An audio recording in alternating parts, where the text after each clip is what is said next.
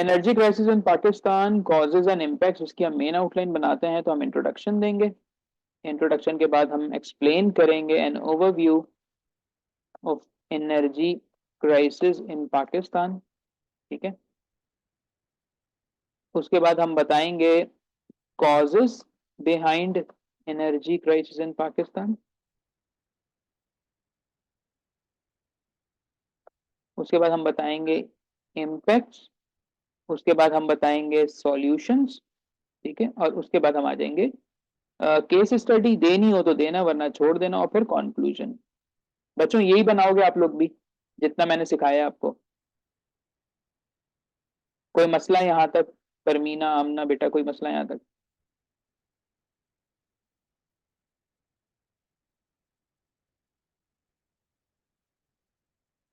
ये तो आता है ना, ये तो आप लोगों ने बना भी लिया।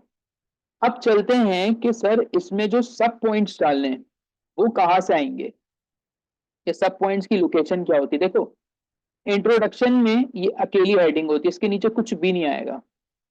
जब तुम किसी चीज का ओवरव्यू देते हो, डेफिनेशन देते हो, तो उसमें भी कुछ भी नहीं आता। यहां आएगा थर्ड पे, जो तुम्हारा मेन आर्ग्यूमेंट है ना, यहाँ पे इसके नीचे तुम्हारे सब पॉइंट्स आते हैं। अब क्या लिखा है मैंने? Causes behind energy crisis in Pakistan. अब कैसे लिखोगे आप इस हेडिंग को? यहां लिखोगे आप causes behind energy crisis in Pakistan. ठीक है, और आप पहला पॉइंट या ए बी सी डी करके लिख लेंगे। ए पहला point, B C D E F G H, जितना आपके पास नॉलेज होगी उस हिसाब से चलेगा। ठीक है। अच्छा बेटा, अब हमें सोचना है, अब हमें सोचना है कि जी एनर्जी क्राइसिस जो है वो क्यों हो रहा है, तो उसके लिए हम ब्रेनस्टॉर्मिंग करेंगे और फिर हम अपने पॉइंट्स को पुट करेंगे। और अभी इनिशियल है, अभी हम एक का सीखेंगे सिर्फ। जी बच्चों, अब आप लोग मुझे बताते जाओ कि आपको क्या लगता है कि जो पाकिस्तान में बार बार लाइट जा रही है, गैस नहीं है, तो इसके क्या क्या वजह, क्या वजूहत बतानी है सिर्फ।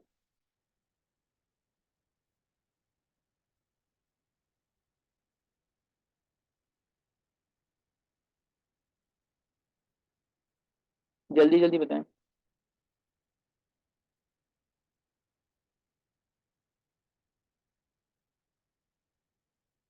Awareness, good. और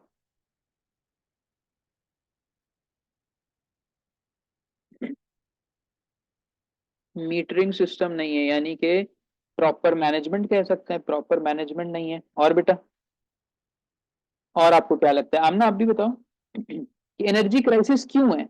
आप जिस भी सिटी में रहते हो वहां पे आपने मसाइल देखे होंगे, तो क्यों आते हैं ये मसले?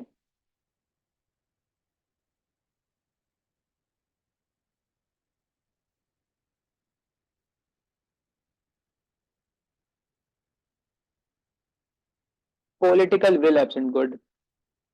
पॉलिटिकल हमारी विल ही नहीं है काम करने की। ठीक है, और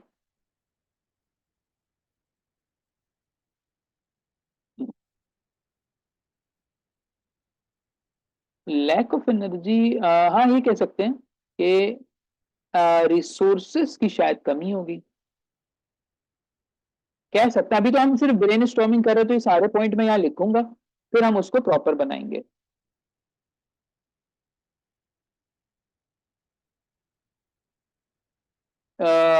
टेक्नोलॉजी यूजेज नहीं है, तो ये लिख लें, no use of technology, good.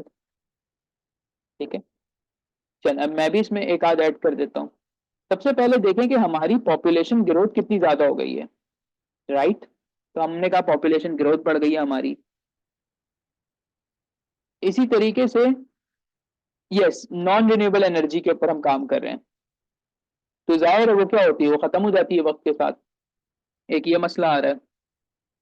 अच्छा, उसके बाद हमारे पास क्या है कि हम एक्सपोर्ट से ज्यादा इंपोर्ट कर रहे हैं।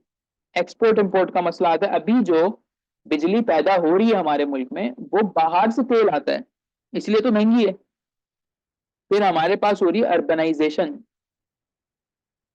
अर्बनाइजेशन का क्या मतलब होता है कि लोग जो हैं गांव देहात को छोड़ छोड़ के शहरों की तरफ आके बसते हैं। ठीक है, इसी तरह से करप्शन। करप्शन बहुत ज्यादा है इस सेक्टर के अंदर, ठीक है। और क्या हो सकता है? अच्छा, रिकवरी सिस्टम पुअर है हमारा। और सोचो बेटा, कुछ और ऐसी वजह है जो आपको लगता है?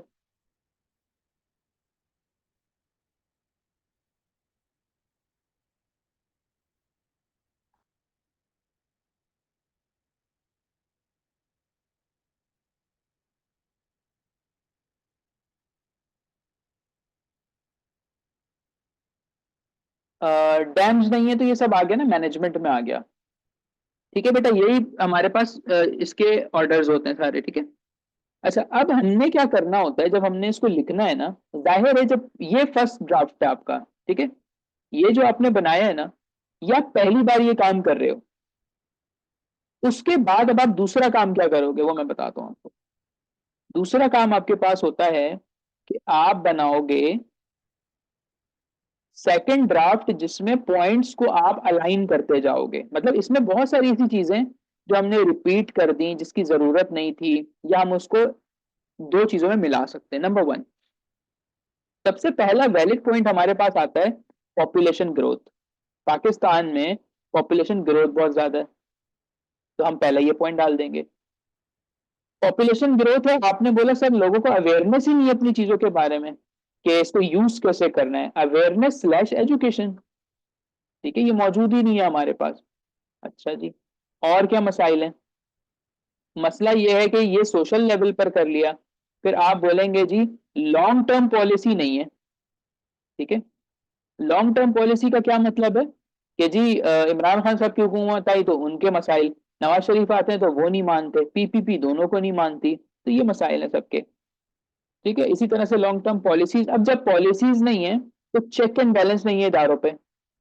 भाई बलूचिस्तान से गैस निकल ली और वही मौजूद नहीं है, चेक एंड बैलेंस मिसिंग है आपका, ठीक है। अच्छा, इसके बाद आपके पास क्या पॉइंट होगा? लॉ एंड ऑर्डर सिचुएशन हमारे मुल्क की अच्छी नहीं है, गवर्नेंस के मसाइल हैं। इसी तरह से पुअर मेथड्स हैं, जैसे आपने कहा डिजिटलाइजेशन नहीं है, रिलायंस ऑन इंपोर्ट्स, हम चीजें इंपोर्ट करते हैं, ठीक है। अब ये जो पॉइंट्स हैं आपने इनको करना है in the form of political, political, economic, social, religion,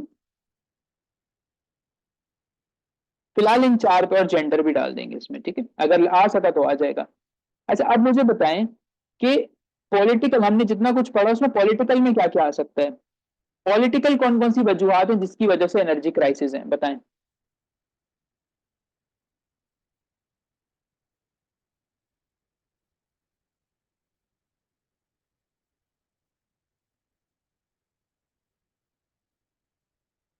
yes, अब जितने पॉइंट मैंने बेटा यहाँ ड्राफ्ट किए हैं, अब मैं सिंपली उनको क्या करता जाऊंगा, मैं उनको इनके अंदर फिट करता रहूंगा।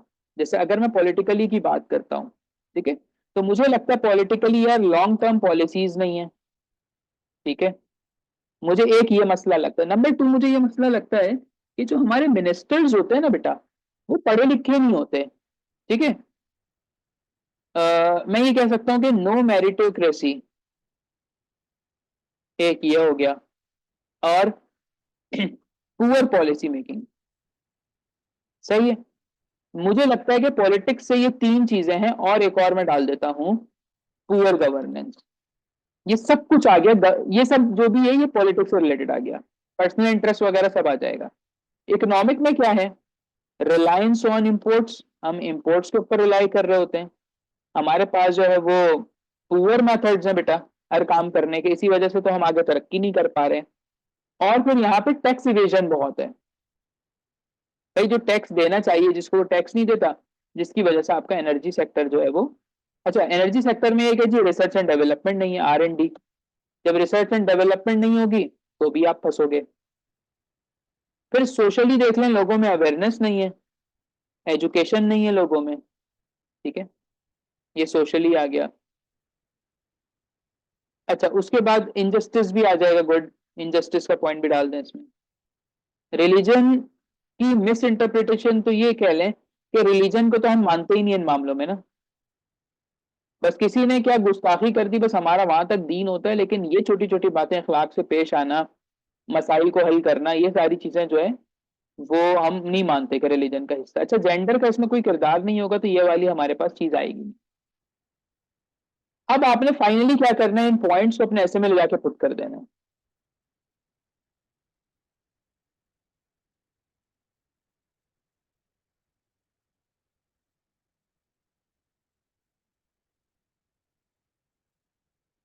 एनर्जी क्राइसिस की उससे कॉजेस पूछिए ना बेटा, इम्पैक्ट जब आएंगे तब हम इम्पैक्ट की बात करेंगे यहाँ पे, अभी तो फैक्टर्स की बात है ना।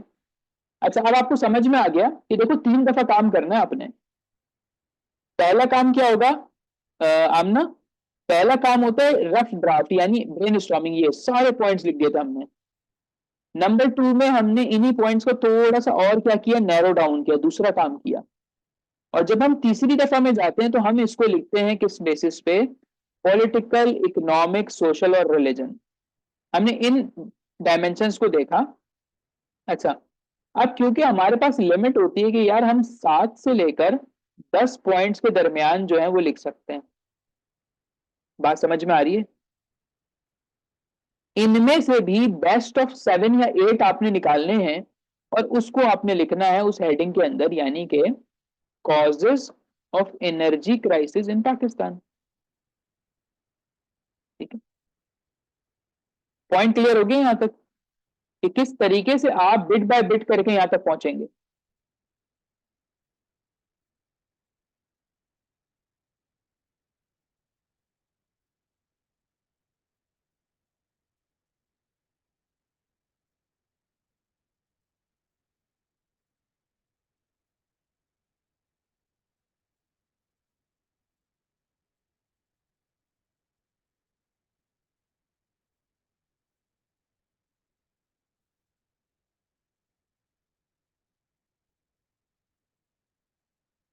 समझ में आ गया, क्लियर हो गया।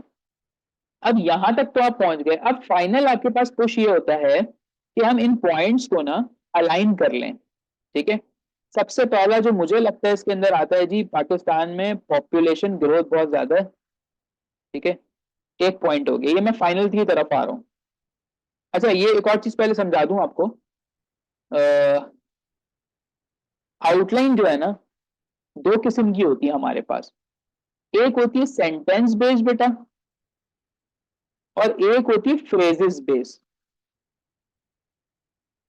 सेंटेंस बेस्ड और फ्रेजेस बेस्ड में आपको समझाता हूं। देखो, सेंटेंस बेस्ड क्या होता है,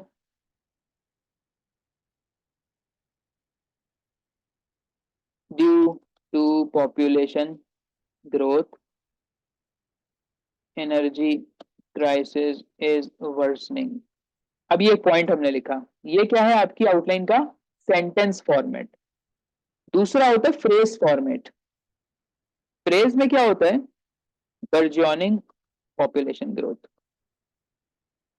समझे बात को, मतलब बात वही है, सेंटेंस में आप पूरा लिखेंगे वहां पे, this is called sentence format, and this is called, just आपने मेन बात बतानी है कि यार बढ़ती हुई पॉपुलेशन ग्रोथ, ये मसला है। समझ में आ रहा है।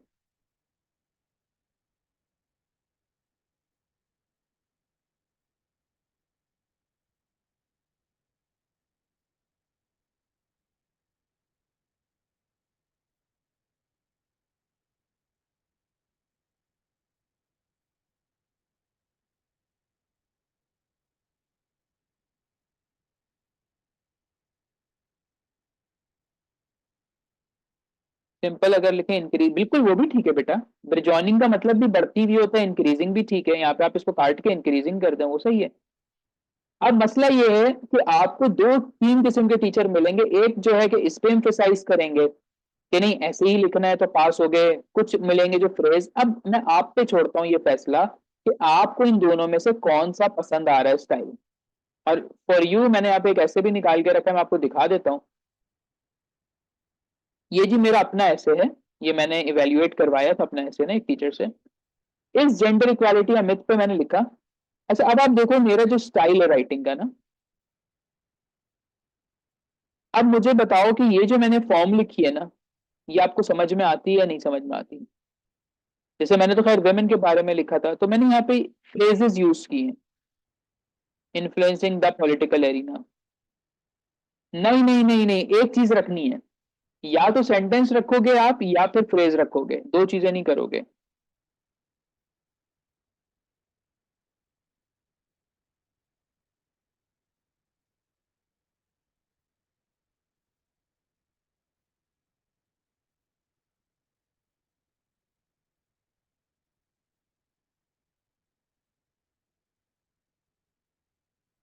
ठीक है, ये हो गया कि मिक्स नहीं कर सकते, और मैंने आपको दिखाया कि किस तरीके से करते हैं इसको। जैसे एक एक टर्म हम लिखेंगे, एक एक लाइन लिखते हैं इसके अंदर। मैं आपको और दिखाता हूँ इसको कैसे सॉल्व करते हैं, देखें। यहाँ पे आप देखें पॉइंट,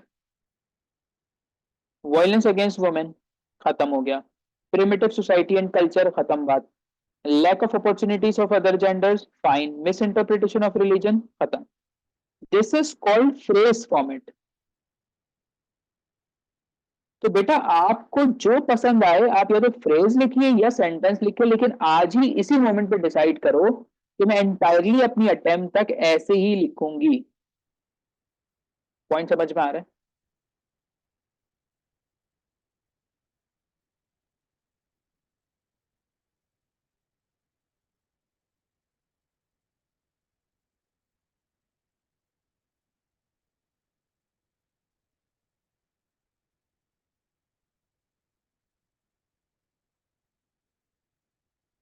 ठीक हो गया? अच्छा जी, ये तो चीजें हैं कि आपको मैंने बता दिया कि फ्रेज फॉर्मेट क्या होता है। वापसी चलते हैं हमने जहां से छोड़ा है। अब आपको यहां तक बात समझ में आ गई कि एक पॉइंट के बारे में सोचना कैसे है। हाँ, सोचते कैसे हैं। जैसे मैंने आपको चीजें बताई, तो मुझे तो कोई रटा नहीं है, मैं तो सिर्फ जो बैठा हुआ बात कर रहा हूँ आपसे। आप टॉपिक लिखते हैं, ठीक है बेटा, कोई भी टॉपिक हो सकता है वो, उस टॉपिक की सर्टेन डायमेंशंस बनाएं, ठीक है। उस टॉपिक को अपने पूरा पूरा जो है वो इन सर्टेन 8-9 पैरामीटर्स के ऊपर देखना है। इससे बेनिफिट क्या होगा मैं बताता हूँ। सबसे पहले कोई भी टॉपिक है, चाहे एनर्जी क्राइसिस, चाहे जेंडर, चाहे टेक्नोलॉजी, आपने सोचना है कि यार पॉलिटिक्स का इससे क्या रोल है, ठीक है। पॉलिटिक्स इसमें कुछ किरदार अदा कर रही है या नहीं अदा कर रही? क्या हमारे मुल्क की इकोनॉमी कोई मामला इसमें है, कुछ इकोनॉमी से रिलेटेड बात है? यार ये हमारा कोई सोशल लेवल पे तो कुछ काम नहीं कर रही, ठीक है। इसी तरीके से हम देखें यार कोई गवर्नेंस वगैरह का तो मसला नहीं आ रहा। अच्छा, जेंडर कुछ इसमें रोल प्ले कर रहा है? रिलीजन का कोई पंगा है यहाँ पे? नहीं है। अच्छा, क्लाइमेट के साथ कुछ इसका है अमल दखल? है तो लिख दे, वरना मत लिखें। इसी तरीके से मैं इसके अंदर कोई आर्ट्स एंड कल्चर ऐड कर सकता हूँ या नहीं कर सकता? ठीक है। अब आप ये देखें बेटा कि मैंने सिर्फ सोचने के लिए इतनी सारी चीजें ड्रॉ कर ली, राइट। अब मेरे पास एक टॉपिक आता है, लेट सपोज मेरे पास एक टॉपिक आया, करप्शन इन पाकिस्तान। अब मुझे करप्शन इन पाकिस्तान पे पहले ब्रेनस्टॉर्मिंग करनी है, तो सबसे पहले मैं देखता हूं कि जी क्या पॉलिटिक्स इन्वॉल्व है, तो मैं पॉलिटिक्स के 1 2 3 पॉइंट लिखूंगा।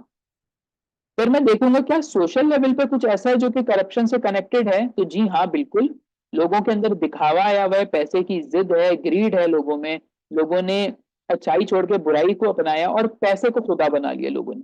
ये हमारा सोशल लेवल है। गवर्नेंस हमारी बिल्कुल बेकार है, पुलिस पैसे मांगती है, अदालत पैसे मांगती है, लोग ब्राइब लेते हैं। रिलीजन की मिस इंटरप्रिटेशन हमने कर दी है, हमने रिलीजन को खातिर में नहीं ला रहे हम इसमें ना, तो आप ये पॉइंट भी ऐड करेंगे। क्लाइमेट का एज सच करप्शन से कोई ताल्लुक नहीं होगा। आर्ट्स एंड कल्चर बहुत जरूरी है, करप्शन को रोकने के लिए हम थिएटर्स कर सकते हैं, हम ड्रामे कर सकते हैं, ठीक है। हम ये भी बता सकते हैं कि जो ड्रामों के अंदर ना एक बड़ी शहाना जिंदगी दिखाई जाती है। बच्चों आप लोग देखते होंगे पाकिस्तानी ड्रामा, उसमें आप देखते हो बड़े बड़े घर दिखा रहे हैं, बड़ी गाड़ियां, और फिर दिखा रहे हैं कि जो शख्स जो है जिसके पास बड़ा घर है, जिसके पास बड़ी गाड़ी है, वो कामयाब है, जो गरीब है वो पिस रहा है, वो रो रहा है। ये सब कुछ हमें किस चीज पे मजबूर करता है? टू डू करप्शन, ठीक है। जेंडर पे क्या इसका इफेक्ट आता है, और ऑब्वियस है कि आपकी इकोनॉमी उससे कैसे हिट होती है। अगर तुम सब पे एक एक दो दो पॉइंट भी लिखोगे तो तुम्हारे पास सब पॉइंट्स तैयार हो जाएंगे।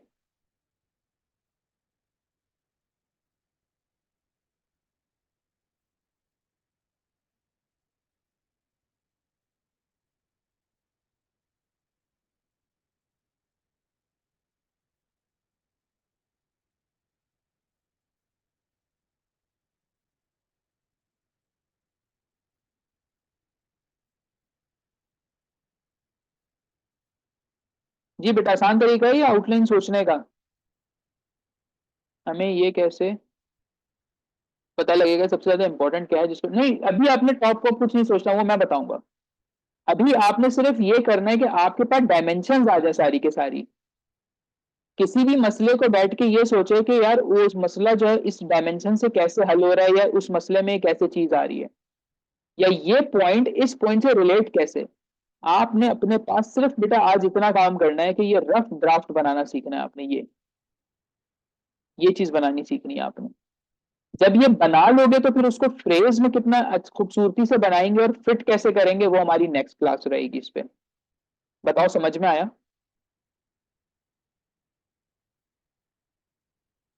आमना, आपको भी समझ में आ गया?